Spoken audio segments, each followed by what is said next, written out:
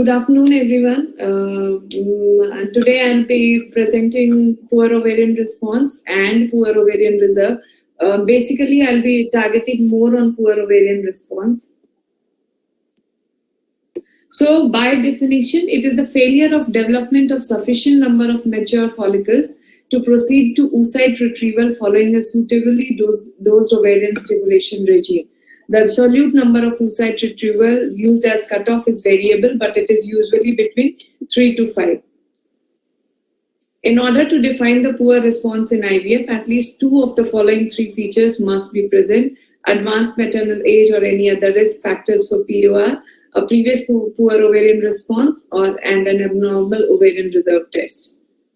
Classification: poor responders actually represent a heterogeneous group of patients who can be divided clinically into 3 main groups: elderly patients with an abnormal hormonal profile, young patients with an altered hormonal profile, and young patients with a normal basal hormonal profile. So coming to the criteria, Bologna criteria: advanced maternal age more than 40 years or any other risk factors for POR, a previous ovarian response where we have got less than 3 oocytes with conventional stimulation protocols, and abnormal ovarian reserve test. AFC will be between 5 to 7, AMH 0.5 to 1.1. Limitations: homogeneity of population, cutoff values for age, number of retrieved oocytes, AFC and AMH that restricts in some way, risk factors other than age, oocyte quantity versus quality, overdiagnosis, and large-scale validation. So we came up with the other one, Poseidon group, patient-oriented strategies encompassing individualized oocyte number, established to focus specifically on the diagnosis and management of low prognosis patients. So according to that, we have categorized into group 1, 2, 3, and 4. Young patients less than 35 years with adequate ovarian reserve parameters and with an unexpected poor or suboptimal ovarian response is categorized in group 1. Subgroup 1A is less than 4 oocytes and subgroup 1B is 4 to 9 oocytes retrieved. Poseidon group 2, older patients, they are more than 35 years with adequate ovarian reserve, and the response to A is similar, less than 4 oocytes, and 2B is 4 to 9 oocytes retrieved. Poseidon group 3, here again young patients with poor ovarian reserve, pre-stimulation parameters are AFC is less than 5 and AMH is less than 1.2. Coming to the group 4, these are older patients with poor ovarian reserve, pre-stimulation parameters, AFC is less than 5 and AMH is less than 1.2. The ovarian changes, what all changes with ovarian aging, why we are so much concerned with what happens, that FSH and LH receptor polymorphism increases, androgen secretory capacity is reduced, decreased number of functional LH receptors, reduced LH activity, reduced ovarian paracrine activity, increase in homocysteine concentration in follicular fluid, decreased mitochondrial energy production, and decreased oxygen content of follicular fluid. All these things decreases the quantity and quality of the oocytes. So what does decreased oxygen content of follicular fluid does? These are the changes we could see. Grade A oocytes could support donor nuclei, develop into blastocysts with high efficiency where good ovarian oxygen follicular fluid is there. And as the follicular fluid oxygen concentration decreases, the quality of oocytes decreases. Live birth rate by number of oocytes, as you can see in the picture, as the age progresses over, the number of oocytes required is more as we proceed with the age. And for 40 and over, it's very, very high. Management of poor responders, one of the most challenging tasks in reproductive medicine. So coming to the management, I have made it a little brief because in 15 minutes covering such a huge topic was a little difficult. Management of poor responders, first of all, the very important thing is we should identify patients at risk. Then we should individualize control ovarian stimulation, best care in the IVF lab, and tailored embryo transfer. Identify patient at risk.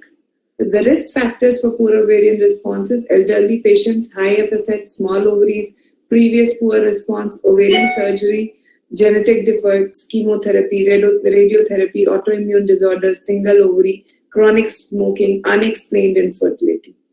Moreover, new risk factors for low ovarian response have been proposed: diabetes mellitus type 1, transfusion-dependent beta thalassemia, uterine artery embolization for the treatment of uterine leiomyoma. Predicting ovarian response before starting hormonal stimulation is the only way to administer an efficient and safe treatment.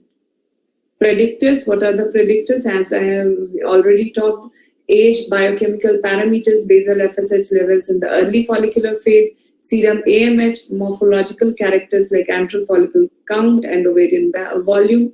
FSH, when we take the cutoff point, is more than 11 international units per liter.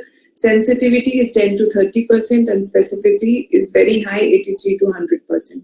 When AMH cutoff is taken between 0.5 to 1.1, sensitivity becomes very high, more than 75, and specificity also is high. AFC cutoff points, if we are taking it 5 to 7, sensitivity is 60% and specificity is more than 85%. Individualized control ovarian stimulation, as we do in any other case, but yes, here it becomes more important. Gonadotropin, when started dose 225 to 300 international unit phase, dose increased up to 450 international unit. This approach is used since years, so this is our classical approach. But now recent studies, prospective and retrospective, says that no enhancement in ovarian response or better pregnancy rates by doing this. Which gonadotropin preparations offer the highest oocytes here? So finally, we have all of us have come to long-acting recombinant FSH, and that is said that gives the best results. Increasing FSH dose. Recent studies, increase of FSH starting dose does not result in higher pregnancy rates, and also found no differences between the starting dose of 300, 450 and 600 international units of gonadotropins in terms of retrieved oocytes, number of embryos obtained, and pregnancy rates. GnRH analogs, since the era of 90s, combination of gonadotropins and GnRH agonists started on the luteal phase for previous cycle, considered the protocol of choice in normoresponder patients. There were lower cancellation rates and increased number of pre-ovulatory follicles and better pregnancy rates. But in poor responders, it may induce excessive ovarian suppression. For this reason, in patients with poor ovarian reserve, the options could be to decrease the length of suppression by decreasing the duration of GnRH agonist use, short and short, mini and microdose flare-up regimes, to lower or to stop after pituitary suppression the dose of GnRH agonist initiated during the luteal phase, to use the GnRH antagonist in combination with gonadotropins to prevent premature LH rise during the mid-late follicular phase. In a recent meta-analysis, no statistically significant difference was present in clinical pregnancy rates per cycle randomized between the GnRH agonist stop protocol and the standard agonist protocol. Moreover, duration of stimulation and total number of gonadotropin ampoules required as well as number of oocytes retrieved were not statistically different between the two groups. GnRH antagonists introduced around 20 years ago. Advantages is increased patient compliance because the cycle length is relatively less, decreased number of days of stimulation, decreased the amount of gonadotropins, and reduction in OHSS. Recent meta-analysis of 14 randomized control studies, GnRH anti protocols resulted in a statistically significant lower duration of stimulation compared with GnRH agonist protocols, but there was no significant difference in the number of oocytes retrieved, in the cycle cancellation rate, and the clinical pregnancy rates. Advantages of antagonist over agonist: possible to assess ovarian reserve, which this we generally don't consider much. But yes, this is very, very important that in the suppressed cycle, sometimes we are not able to judge the antral follicle count, and this problem is not there when we are dealing with ANTAG cycle. With antagonists to prevent premature LH surge, a new gonadotropin that is not very new anymore, a hybrid molecule with prolonged half-life, corifoliotropin alpha, can be used. It could exploit fully the reduced ovarian reserve by rapid increase in the serum FSH concentration that would result in a significantly higher exposure of the small antral follicles to constant high levels of FSH during the early follicular phase. To strengthen the effect of exogenous gonadotropins, proposed alternative approaches. The alternative approaches, as well as we call them adjuvants. So I'll be talking about few adjuvants which have seen difference. That is role of growth hormone and IGF-1 levels in follicular fluid, higher in successful IVF attempts, decrease with aging, lower in poor responders. So growth hormone administration increases IGF-1 levels. IGF-1 enhances LH-mediated androgen production with the thecal compartment as well as FSH-mediated aromatization in granulosa cell, beneficial effect on steroidogenesis. Estradiol levels in follicular fluid increased by growth hormone therapy and which gave a beneficial effect on oocyte quality.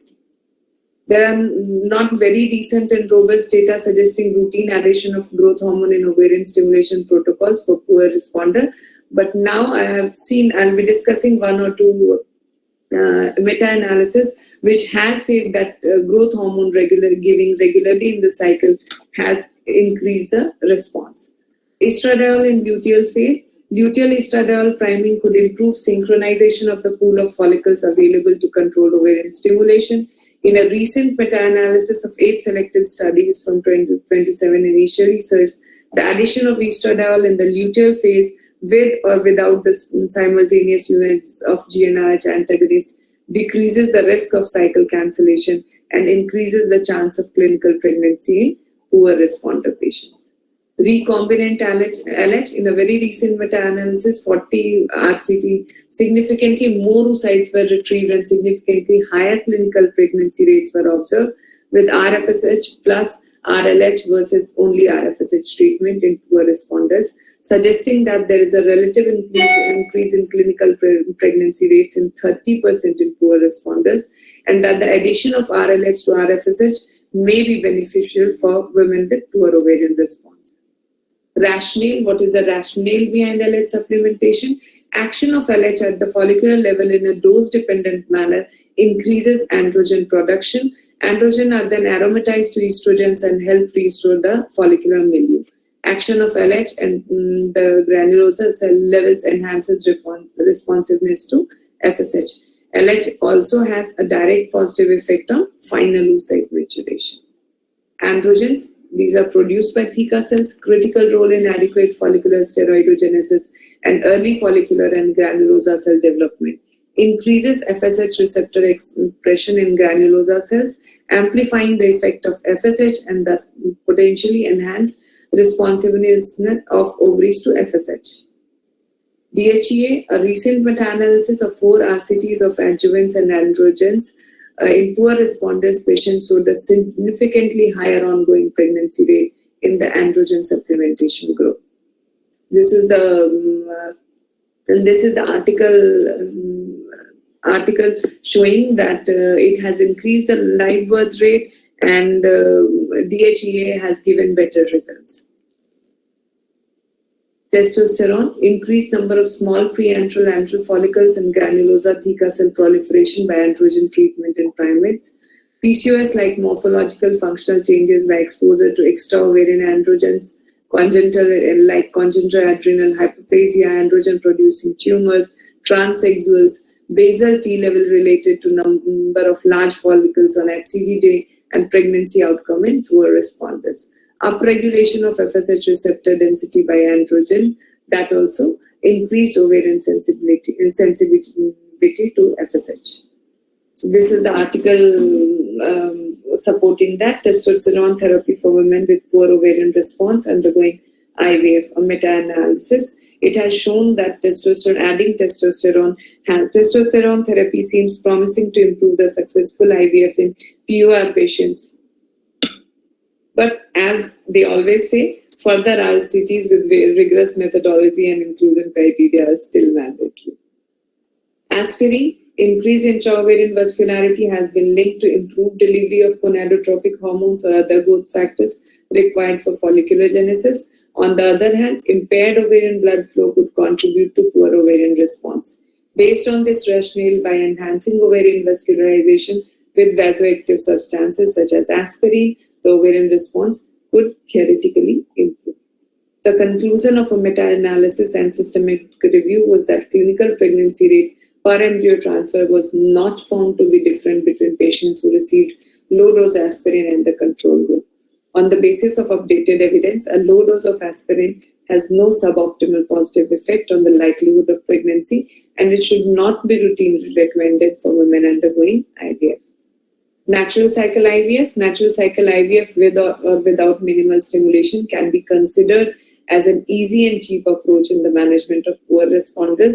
In younger women, less than 35 years, results are encouraging with pregnancy rate 18% per started cycle, 29% per transfer, and 31% per patient, which is quite good. Oocyte cryopreservation, this is the breakthrough in ART technologies, and now we have been doing this since long now. Major society like ESHRE, YASARAM, ESCO acknowledge oocyte cryopreservation as a non-experimental procedure which provides the required legal and moral support for widespread application. Moreover, oocyte cryopreservation can also be used to preserve the fertility of all those women at risk to lose their ovarian potential over the time. Management of poor response in the IVF lab, incomplete oocyte denudation, laser-assisted ICSI, standardization of lab environment and culture conditions, oocyte embryo banking with vitrification, blastocyst culture for trophoectodermal biopsy, tailoring embryo transfer, day 2 versus day 3 versus day 5, day 6 or frozen thrombosis blastocyst, or if trophoectodermal biopsy. So this paper specifically showed that day 2 embryo transfer gives the best result in cycles with conventional controlled ovarian stimulation. Conclusion: with repeated attempts of failure, the only option is oocyte donation or adoption, which imposes financial and emotional burden. Ovarian reserve testing should be offered to women who wish to delay childbearing, after which these women can make a choice not to delay childbearing or may undergo IVF for vitrification of eggs and embryos. Iatrogenic poor ovarian reserve can occur by over-enthusiastic pelvic surgery for endometriomas and laparoscopic ovarian drilling in PCO. Besides fertility, POR women will have early menopause, so long-term health implications involving bone and cardiovascular status are to be considered. We as infertility specialists sometimes miss these things. We think more of fertility and sometimes we overlook the long-term health implications.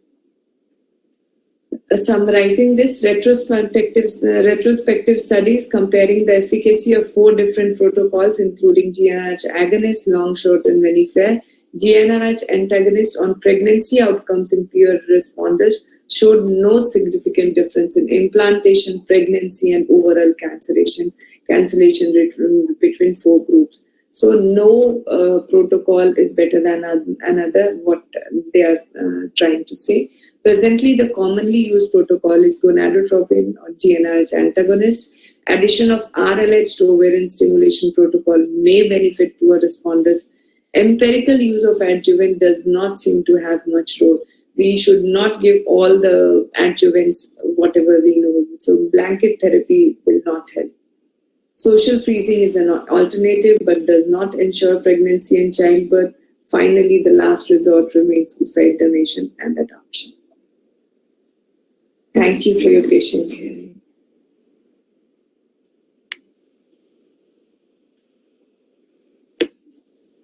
Unmute, Jyoti, unmute yourself.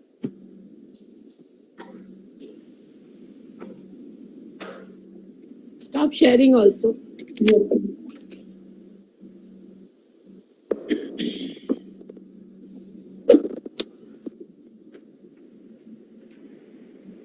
You are still muted. Dr. Jyoti still muted.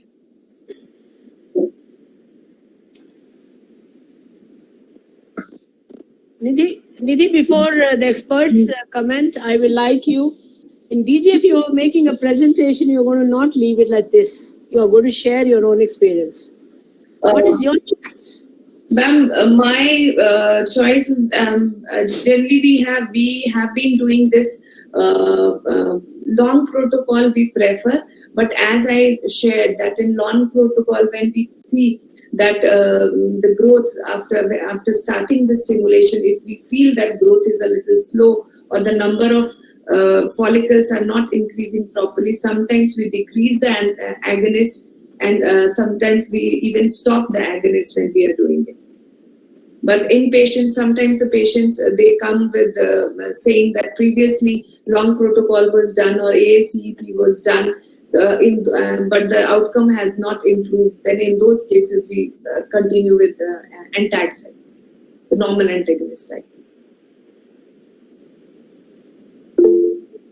Brigadier Sharma? Thank you, ma'am. And firstly, I'd like to compliment Dr. Nidhi to cover such a long, chapter in notes to minutes only. A few practical points I just want to share. One is that the Bologna criteria, more than 40 years of us, actually doesn't hold good for Indian women. Our Indian, I think, it should be maybe 25 years. That is one. And you very rightly brought out, 2 points which people might have missed out in the discussion. One was that the mitochondrial function in this poor responding woman in the ovary is reduced. So that is one point. So there is a role of mitochondrial enzyme like OQ300 to give to these patients to improve the quality of the eggs. Secondly, you also mentioned about the decreased oxygen level in the follicular fluid in this woman, and that in turn affects the folliculogenesis. Yes. So we can encourage these women for doing their pranayama and all to increase their basic oxygen levels. So it will also increase in the ovarian follicular fluid also. Some research can be done on that by doing pranayama, you increase the oxygen level in the follicular fluid, which has been found in the cases of poor responders. The next important point is that when we are putting these patients on DHEA, just giving for 10 days, 15 days, it will not going to help. Six One weeks. must know that the oogenesis takes almost 200 days. So we have to give it for a long time, to get the result. Otherwise, most of us will get, nothing has happened. We have given DHEA also to the patient, doesn't work. Lastly, the thing which I see practically, the infertility patients, they stop doing intercourse. Now, because they think, doctor is going to do everything, so why should we do anything? And maybe, they feel that is not required. So we should encourage these patients to do regular intercourse. It will have 2-3 advantages. It will firstly increase the vasculation, the blood flow in the genital tract of the woman. As we are giving aspirin to these patients and, subsequently maybe NMWH also. So we should, before doing the ovum pickup, especially the poor responders should be encouraged to do regular intercourse. That is very important. And secondly, by doing the regular intercourse, there is some paper, you also must have read it. The spermidine which is present on the surface of the sperm is released on the endometrium, which helps in the implantation. So when the sperms are passing through the uterus, they would release the spermidine onto the surface of the endometrium. So with the result, the chances of, even if we have less embryo, 1 or 2 embryos, the implantation will be more because of the effect of spermidine modifying the implantation in the endometrium. So having said that, so I think nowadays, because of whatever reason, early menarche, late marriages, we are seeing more and more patients and the lifestyle, see more and more patients of poor ovarian response. So we have to, give a message to the society that, that they must understand this and, they should not postpone their, pregnancies for n number of years. Like they are more busy in their careers and all, and then, okay, if they want to go for careers, fine. but then they should preserve their oocytes, as you mentioned earlier. Yes. So I think these are a few practical points I thought I'll share with you all. So in the previous poor ovarian responders, where we know already that they had previous one, so in those cases, we give them for few weeks like aspirin. They said that aspirin should not be given, but we should give something. So adjuvants like aspirin, agiprime, folic acid also in high doses, and other supplements, antioxidants that I have seen very few, but they might increase 1 or 2 number of eggs. The thing is now, so far what we were doing, we were just concentrating on the medical part of it. We were neglecting the lifestyle. Yes. We were neglecting their diets. So now possibly with the new rules and regulations, when the donor eggs is going to be difficult for the patient, going to be very costly, we'll have to start focusing from our stimulation protocols to the other things also, which can help them, even if they have less number of eggs, to get a better quality of eggs, so that they can have their own biological child. And the CoQ300 for mitochondrial function in these patients can help them. Yes. Because we know that the mitochondrial function is poor in the poor responders. Yes. Thank you so much, sir, for these valuable inputs from you. Could I ask Dr. Seema Sehgal if she's there to add her inputs to this lecture of poor responders? Thank you, Dr. Jyoti. Thank you, Dr. Nidhi. It was wonderfully compiled, nicely covered in a 15-minute, 20-minute talk. But the things I was saying, I totally agree into that. But one thing I want to know that why the AMH of the young girls is going down. So we should focus on that aspect also. Secondly, those patients, if we allow them to do normal intercourse, after one stimulation, sometimes they conceive with 1 egg also. So sometimes the spontaneous conception rate is also very high in these patients. So that is also wonderful. I see that if your AMH is very poor, AFC is also very less. If you are making just 1 egg, in that patient, if you do IVF, results will be really very horrible. So if these patients, they have everything normal and they try normally, they conceive better. So this is what I see. I would like to give just a few days back, hardly a week back, Dr. Kapal is there, and she came for me for general examination, basically for menorrhagia. When I did ultrasound, there were hardly any follicles in both the ovaries.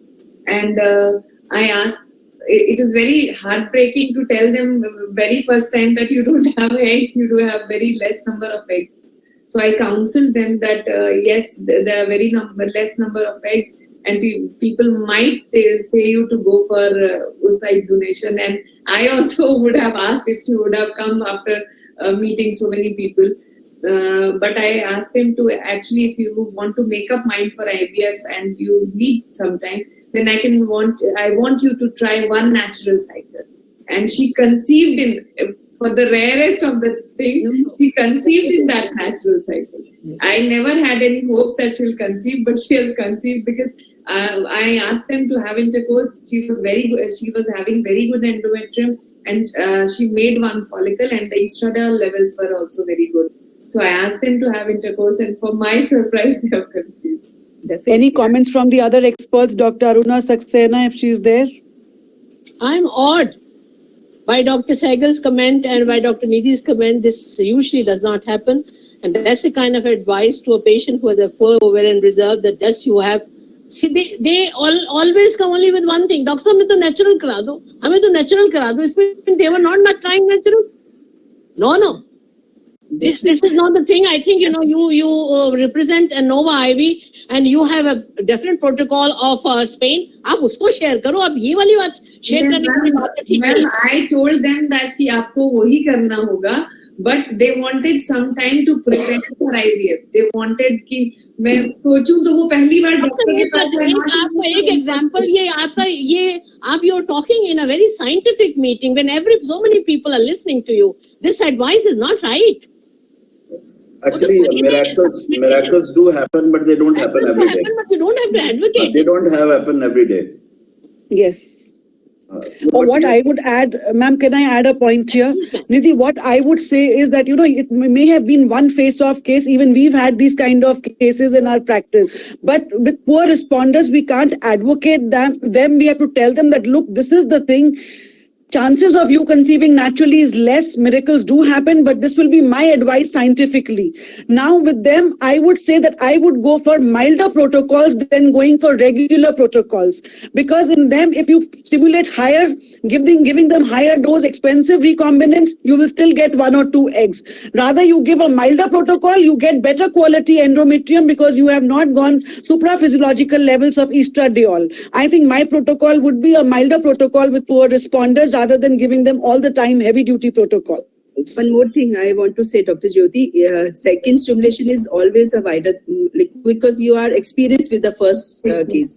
So you can modify the first stimulation cycle. No, even So first stimulation, we have tried many a times milder protocols for poor responders. When the AMH is less, the AFC is very less. What are we going to achieve giving her recombinant LH? Only increasing the cost and to our satisfaction. You give her milder protocol, even fresh transfer in these cases sometimes works better than doing a segmented IVF in poor responders. And where, Nidhi, to your list of adjuvants, I would add melatonin, I would add wheatgrass powder, L-arginine, and vitamin D3 and vitamin B12 in all vegetarian women with poor response. Yes, ma'am. I request to all the speakers who are joining new, please share your protocols. What are you using? Instead of, giving the whole history and, people who have had a set protocol get confused after your presentation. It should not be done. Thank you very much, Dr. Nidhi. Okay.